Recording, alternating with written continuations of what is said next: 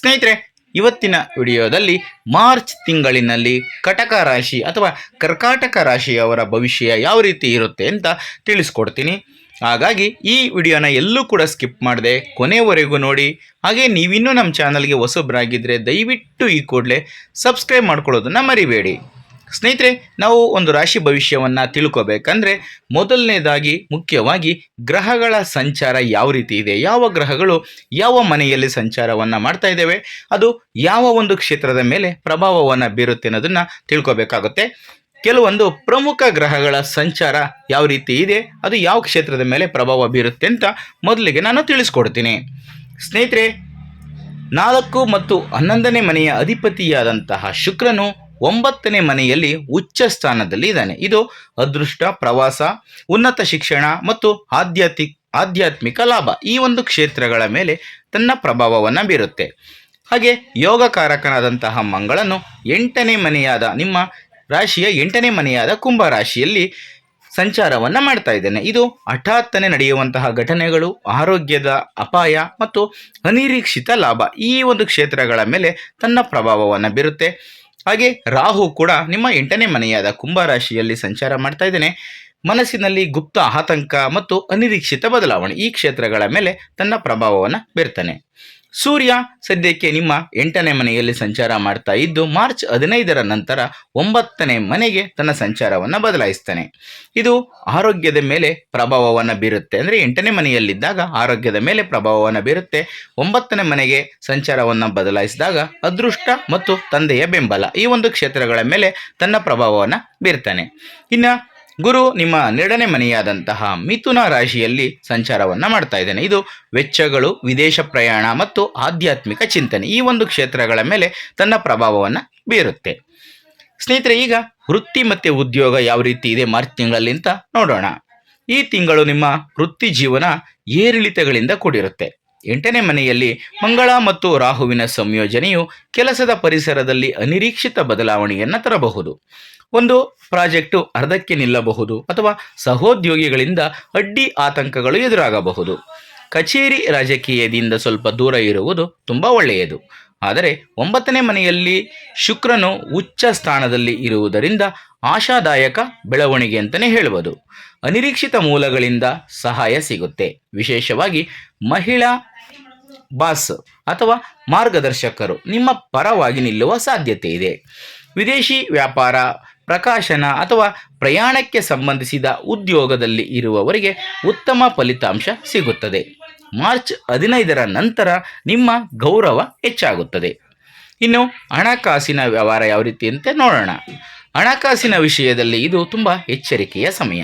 8ನೇ ಮನೆಯು ಸಕ್ರಿಯವಾಗಿರುವುದರಿಂದ ಅನಿರೀಕ್ಷಿತ ವೆಚ್ಚಗಳು, ವೈದ್ಯಕೀಯ ಬಿಲ್ಗಳು, ತೆರಿಗೆ ಪಾವತಿ ಅಥವಾ ಹಠಾತ್ತನೆ ರಿಪೇರಿ ಕೆಲಸಗಳಿಗಾಗಿ ಹಣ ವ್ಯಯವಾಗಬಹುದು. ಈ ತಿಂಗಳು ಯಾರಿಗೂ ಸಾಲವನ್ನು ಕೊಡಬೇಡಿ, ಏಕೆಂದರೆ ಅದನ್ನು ವಾಪಸ್ ಪಡೆಯೋದು ಸ್ವಲ್ಪ ಕಷ್ಟ ಆಗ್ಬೋದು. ಪಿತ್ರಾರ್ಜಿತ ಆಸ್ತಿಗಳ ಬಗ್ಗೆ ಸ್ವಲ್ಪ ಚರ್ಚೆಗಳು ನಡೆಯುವ ಸಾಧ್ಯತೆ ಇದೆ. ಉತ್ತಮವಾದಂತಹ ಅಂಶ ಏನು ಅಂತ ನೋಡೋದಾದರೆ, ಶುಕ್ರ ಉಚ್ಚ ಸ್ಥಾನದಲ್ಲಿ ಇರುವುದರಿಂದ ಆ ಶುಕ್ರನ ಪ್ರಭಾವದಿಂದ ವಿದೇಶಕ್ಕೆ ಸಂಬಂಧಿಸಿದ ವ್ಯವಹಾರಗಳಲ್ಲಿ ಅಥವಾ ಉನ್ನತ ಶಿಕ್ಷಣಕ್ಕೆ ಸಂಬಂಧಿಸಿದ ಹಣಕಾಸಿನ ವಿಷಯಗಳಲ್ಲಿ ಅದೃಷ್ಟ ಒಲಿಯುತ್ತೆ. ಸ್ಕಾಲರ್ಶಿಪ್ ಸಿಗುವ ಸಾಧ್ಯತೆ ಇದೆ. ಇದು ವಿದ್ಯಾರ್ಥಿಗಳಿಗೆ. ಈ ತಿಂಗಳು ಹಣವನ್ನು ದುಂದುವೆಚ್ಚ ಮಾಡುವ ಬದಲು ಉಳಿತಾಯದ ಕಡೆಗೆ ಗಮನವನ್ನು ನೀಡುವುದು ತುಂಬ ಒಳ್ಳೆಯದು. ಇನ್ನು ಆರೋಗ್ಯ ಯಾವ ರೀತಿ ಇದೆ ಅಂತ ನೋಡೋಣ. ಆರೋಗ್ಯವೇ ಈ ತಿಂಗಳ ನಿಮ್ಮ ಮೊದಲ ಆದ್ಯತೆಯಾಗಿರಬೇಕಾಗುತ್ತೆ. 8ನೇ ಮನೆಯಲ್ಲಿ ಮಂಗಳ ಮತ್ತು ರಾಹು ಮತ್ತು ಬುಧನ ಸಂಯೋಜನೆಯು ಸೋಂಕುಗಳು ಅಥವಾ ಜ್ವರದಂತಹ ಸಮಸ್ಯೆಗಳನ್ನು ತರುವ ಸಾಧ್ಯತೆ ಹೆಚ್ಚಾಗಿದೆ. ಅಂಗಾರಕ ಯೋಗವು ಬೆಂಕಿ, ಚೂಪಾದ ವಸ್ತುಗಳು ಅಥವಾ ವಿದ್ಯುತ್ನಿಂದ ಅಪಾಯವನ್ನು ಸೂಚಿಸುತ್ತೆ. ವಾಹನ ಚಾಲನೆಯಲ್ಲಿ ಮತ್ತು ಯಂತ್ರೋಪಕರಣಗಳ ಬಳಕೆಯಲ್ಲಿ ತುಂಬ ಜಾಗ್ರತೆಯನ್ನು ವಹಿಸಬೇಕಾಗುತ್ತೆ. ರಾಹುವಿನ ಪ್ರಭಾವದಿಂದ ಮಾನಸಿಕ ಆತಂಕ ಹೆಚ್ಚಾಗಬಹುದು. ಆದರೆ 9ನೇ ಮನೆಯ ಶುಕ್ರ ಮತ್ತು 12ನೇ ಮನೆಯ ಗುರು ಆಧ್ಯಾತ್ಮಿಕ ಚಿಕಿತ್ಸೆಯನ್ನು ನೀಡ್ತಾರೆ. ಧ್ಯಾನ, ಯೋಗ ಮತ್ತು ನೀರಿನ ಬಳಿ ಸಮಯವನ್ನು ಕಳೆಯುವುದು ನಿಮ್ಮ ಮಾನಸಿಕ ಶಾಂತಿಗೆ ಬಹಳ ಪ್ರಯೋಜನಕಾರಿಯಾಗುತ್ತೆ. ಇನ್ನು ಕುಟುಂಬ ಮತ್ತು ಸಂಬಂಧಗಳು. ಕುಟುಂಬ ಜೀವನದಲ್ಲಿ ಸ್ವಲ್ಪ ಅಶಾಂತಿ ಇರಬಹುದು. ಮಾತು ಮತ್ತು ಕುಟುಂಬದ 2ನೇ ಮನೆಯಲ್ಲಿ ಕೇತು ಇರುವುದರಿಂದ ಹಣ ಅಥವಾ ಆಸ್ತಿಯ ವಿಷಯದಲ್ಲಿ ವಾಗ್ವಾದಗಳು ಉಂಟಾಗಬಹುದು. ನಿಮ್ಮ ಮಾತಿನ ಮೇಲೆ ನಿಯಂತ್ರಣವನ್ನು ಇಟ್ಕೋಬೇಕಾಗುತ್ತೆ. ಇಲ್ಲದೇ ಇದ್ದರೆ ಸಣ್ಣ ತಪ್ಪು ತಿಳುವಳಿಕೆಗಳು ದೊಡ್ಡ ಜಗಳಕ್ಕೆ ಕಾರಣವಾಗಬಹುದು. ಆದರೆ ತಂದೆ ಅಥವಾ ಮಾರ್ಗದರ್ಶಕರೊಂದಿಗಿನ ನಿಮ್ಮ ಸಂಬಂಧವು ನಿಮಗೆ ಶಕ್ತಿಯ ಮೂಲವಾಗಿರುತ್ತೆ. ಅದಕ್ಕೆ ಕಾರಣ 9ನೇ ಮನೆಯಲ್ಲಿ ಶುಕ್ರ ಉಚ್ಚ ಸ್ಥಾನದಲ್ಲಿ ಇರುವುದು. ಅವರು ನಿಮಗೆ ಸರಿಯಾದ ದಾರಿಯನ್ನು ತೋರಿಸ್ತಾರೆ. ಒಂದು ವೇಳೆ ನೀವು ವಿವಾಹಿತರಾಗಿದ್ದರೆ ನಿಮ್ಮ ಸಂಗಾತಿಯು ಆರೋಗ್ಯ ಅಥವಾ ಆರ್ಥಿಕ ಒತ್ತಡವನ್ನು ಎದುರಿಸುವಂತಹ ಪರಿಸ್ಥಿತಿ ಬರಬಹುದು. ಈ ಸಮಯದಲ್ಲಿ ಅವರಿಗೆ ನಿಮ್ಮ ಬೆಂಬಲದ ಅವಶ್ಯಕತೆ ತುಂಬ ಇರುತ್ತೆ.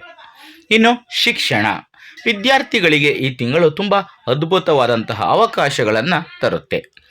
ಉನ್ನತ ಶಿಕ್ಷಣಕ್ಕಾಗಿ 9ನೇ ಮನೆಯಲ್ಲಿ ಉಚ್ಚ ಸ್ಥಾನದಲ್ಲಿ ಶುಕ್ರ ಇರುವುದರಿಂದ ಶುಭ ಸುದ್ದಿಗಳು ಹೆಚ್ಚಾಗಿ ಸಿಗ್ತವೆ. ಒಂದು ವೇಳೆ ನೀವು ವಿದೇಶದಲ್ಲಿ ಓದಲು ಬಯಸಿದರೆ ಅಥವಾ ಮಾಸ್ಟರ್ಸು ಅಥವಾ ಯಾವುದೇ ರೀತಿ PhDಯನ್ನು ಮಾಡ್ತಾ ಇದ್ದರೆ ಅಡೆತಡೆಗಳು ಏನಾದರೂ ಇದ್ದರೆ ಅವು ನಿವಾರಣೆಯನ್ನು ಕಾಣ್ತವೆ.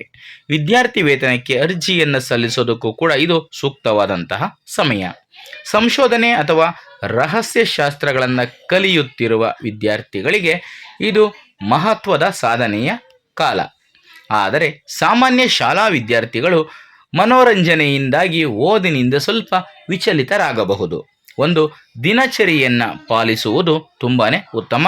ಆದ್ದರಿಂದ ಈ ಥರದ ಸಮಸ್ಯೆಗಳು ನಿವಾರಣೆಯನ್ನು ಕಾಣುವ ಸಂದರ್ಭ ಬರುತ್ತೆ. ಸ್ನೇಹಿತರೆ, ಈಗ ಕೆಲವೊಂದಷ್ಟು ಜ್ಯೋತಿಷ್ಯ ಪರಿಹಾರಗಳನ್ನು ತಿಳಿಸ್ಕೊಡ್ತೀನಿ. 8ನೇ ಮನೆಯ ಸವಾಲುಗಳನ್ನು ಎದುರಿಸಲು ಮತ್ತು 9ನೇ ಮನೆಯ ಅದೃಷ್ಟವನ್ನು ಹೆಚ್ಚಿಸಲು ನೀವು ಈಗ ನಾನು ತಿಳಿಸ್ಕೊಡುವಂತಹ ಪರಿಹಾರ ಕ್ರಮಗಳನ್ನು ಅನುಸರಿಸಬಹುದು. ಮಂಗಳ ಮತ್ತು ರಾಹುವಿನಿಂದ ಉಂಟಾಗುವ ಅಪಘಾತ ಮತ್ತು ಆರೋಗ್ಯ ಸಮಸ್ಯೆಗಳಿಂದ ರಕ್ಷಣೆಯನ್ನು ಪಡೆಯಲು ಪ್ರತಿದಿನ ಮಹಾಮೃತ್ಯುಂಜಯ ಮಂತ್ರವನ್ನು ಪಠಿಸುವುದು ಒಳ್ಳೆಯದು. ಹಾಗೆ ಮಂಗಳವಾರ ಮತ್ತು ಶುಕ್ರವಾರದಂದು ದುರ್ಗಾದೇವಿಯನ್ನು ಪೂಜಿಸಿ. ಮಂಗಳ ಮತ್ತು ರಾಹುವನ್ನು ಶಾಂತಗೊಳಿಸಲು ಕೆಂಪು ಹೂವುಗಳನ್ನು ದುರ್ಗಾದೇವಿಗೆ ಅರ್ಪಿಸಿ. ಹಾಗೆ ಪ್ರತಿ ಮಂಗಳವಾರದಂದು ರಕ್ತದಾನವನ್ನು ಮಾಡಿ, ಸಾಧ್ಯವಿದ್ದರೆ ಮಾತ್ರ, ಅಥವಾ ಬಡವರಿಗೆ ಔಷಧವನ್ನು ದಾನ ಮಾಡಿ. ಇದು ಆರೋಗ್ಯದ ಮೇಲಿನ ನಕಾರಾತ್ಮಕ ಪರಿಣಾಮಗಳನ್ನು ಕಡಿಮೆ ಮಾಡುತ್ತೆ. ಸ್ನೇಹಿತರೆ, ರಕ್ತದಾನ ಮಾಡಬೇಕಾದ್ರೆ ನಿಮ್ಮ ಆರೋಗ್ಯವನ್ನು ಗಮನದಲ್ಲಿ ಇಟ್ಕೊಂಡು ಮಾಡಬೇಕಾಗುತ್ತೆ. ಏನಪ್ಪ ಒಂದು ಪರಿಹಾರವನ್ನು ತಿಳಿಸ್ಕೊಟ್ಟಿದ್ದಾರೆ ಅಂತ ನೀವೇನಾದರೂ ವೀಕ್ ಇದ್ದೂ ಕೂಡ ನೀವು ರಕ್ತದಾನವನ್ನು ಯಾವುದೇ ಕಾರಣಕ್ಕೂ ಮಾಡೋಕ್ಕೆ ಹೋಗಬೇಡಿ. ಸಾಧ್ಯವಿದ್ದರೆ ನಿಮ್ಮ ಆರೋಗ್ಯವನ್ನು ಗಮನದಲ್ಲಿ ಇಟ್ಕೊಂಡು ಆ ಕೆಲಸ ಮಾಡಿ. ಇಲ್ಲಾಂದರೆ ಬಡವರಿಗೆ ಔಷಧಗಳನ್ನು ದಾನ ಮಾಡಿ. ಅದು ಕೂಡ ತುಂಬಾ ಒಳ್ಳೆಯದಾಗುತ್ತೆ. ನಿಮ್ಮ ಆರೋಗ್ಯ ಸ್ಥಿರವಾಗಿರೋದಕ್ಕೆ ಕಾರಣವಾಗುತ್ತೆ. ಹಾಗೆ ಯಾವುದೇ ದೀರ್ಘ ಪ್ರಯಾಣಕ್ಕೆ ಹೋಗುವ ಮೊದಲು ಗಣಪತಿಗೆ ತೆಂಗಿನಕಾಯಿಯನ್ನು ಅರ್ಪಿಸಿ ವಿಘ್ನಗಳನ್ನು ನಿವಾರಣೆ ಮಾಡೋದಕ್ಕೋಸ್ಕರ ಪ್ರಾರ್ಥನೆಯನ್ನು ಮಾಡಿ. ಇದು ತುಂಬ ಒಳ್ಳೆಯದಾಗುತ್ತೆ. ಸ್ನೇಹಿತರೆ, ಇದಿಷ್ಟು ಇವತ್ತಿನ ವಿಡಿಯೋದಲ್ಲಿನ ಮಾಹಿತಿ. ಈ ಒಂದು ಮಾಹಿತಿ ನಿಮಗೆ ಇಷ್ಟ ಆದರೆ ಈ ವಿಡಿಯೋಗೆ ಒಂದು ಲೈಕ್ ಕೊಡಿ. ಹಾಗೆ ಈ ವಿಡಿಯೋನ ಶೇರ್ ಮಾಡೋದನ್ನು ಯಾವುದೇ ಕಾರಣಕ್ಕೂ ಮರಿಬೇಡಿ. ಇಂಥದ್ದೇ ಮತ್ತಷ್ಟು ಮಾಹಿತಿಗಳಿಗಾಗಿ ನಮ್ಮ ಚಾನಲನ್ನು ಸಬ್ಸ್ಕ್ರೈಬ್ ಮಾಡಿಕೊಂಡು ಪ್ರತಿನಿತ್ಯ ನೋಡ್ತಾ ಇರಿ. ಮುಂದಿನ ವಿಡಿಯೋದಲ್ಲಿ ಮತ್ತೊಂದು ಹೊಸ ರಾಶಿ ಹೊಸ ವಿಷಯದೊಂದಿಗೆ ಸಿಗ್ತೀನಿ. ಎಲ್ರಿಗೂ ಕೂಡ ಒಳ್ಳೆಯದಾಗಲಿ. ಧನ್ಯವಾದಗಳು.